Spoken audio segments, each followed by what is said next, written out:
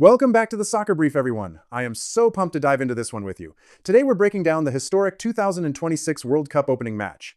That unbelievable clash between Mexico and South Africa at a completely roaring Estadio Ethia. Now, if you've been following the build-up, you know the hype was literally off the charts, right? But honestly, nobody, and I mean nobody, predicted the sheer tactical drama and just total disciplinary chaos that we actually got. So grab a seat because we're going to dissect exactly how this game was won, lost, and permanently written into the history books. Here is our quick roadmap for today.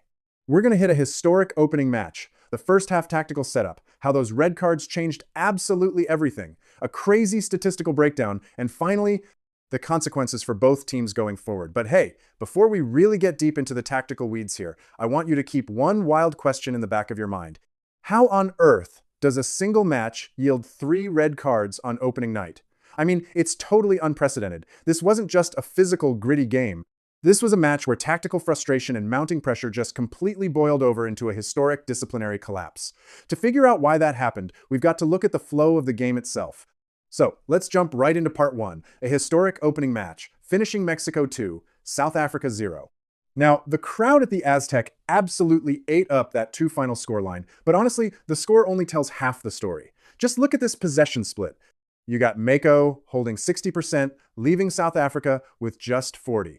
Mexico locked down this early control, mostly because they just settled their nerves right out of the gate. In literally the 9th minute of the match, Kenyon finds his pocket of space inside the box and just calmly puts it away. That early goal was a massive game changer.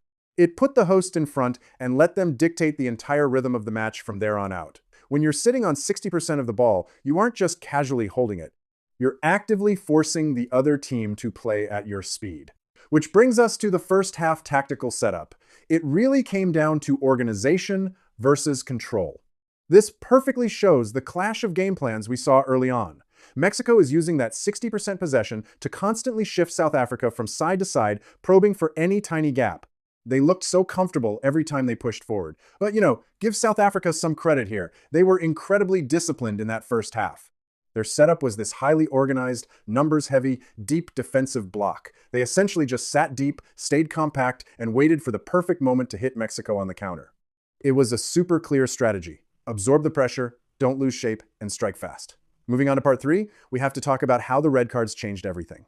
This was the true pivot point.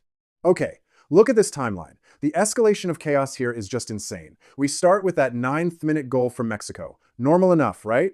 But then right after the halftime break in the 49th minute, boom, South Africa gets slapped with their first red card. Suddenly, they're forced to play over 40 minutes a man down.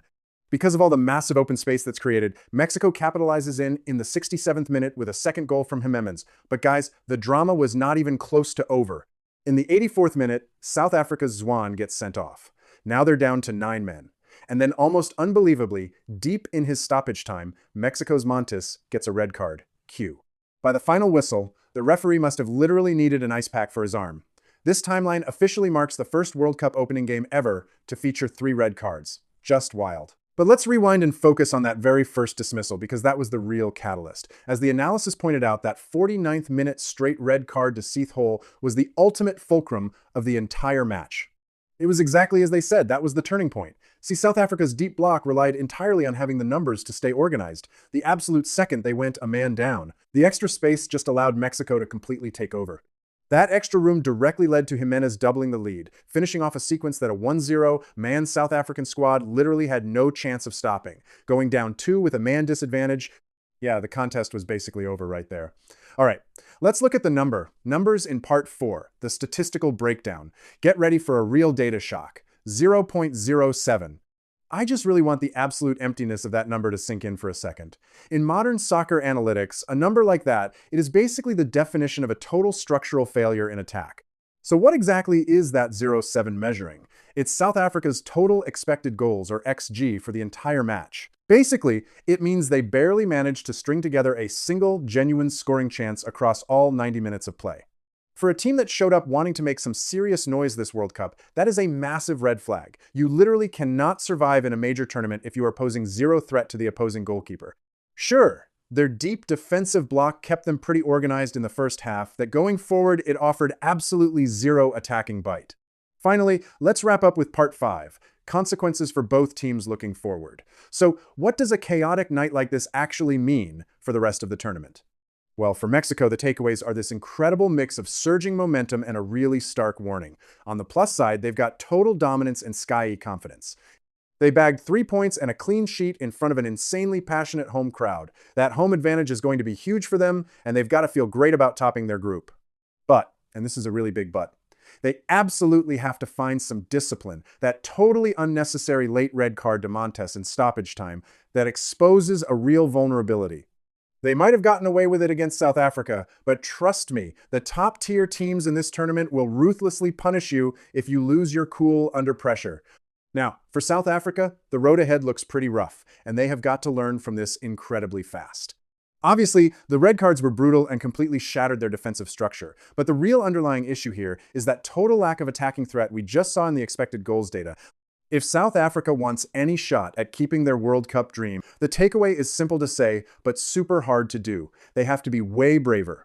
They've got to find a way to break out of that deep defensive shell and actually test the opposition. So, as we gear up for the next round of matches, I want to leave you with this to chew on. Can Mexico manage to keep their cool under the crushing pressure of a home World Cup? And can South Africa dig deep and find their attacking courage before it's completely too late? Thank you all so much for hanging out with me for this explainer. Keep watching the games, keep questioning the tactics, and I will catch you in the next breakdown.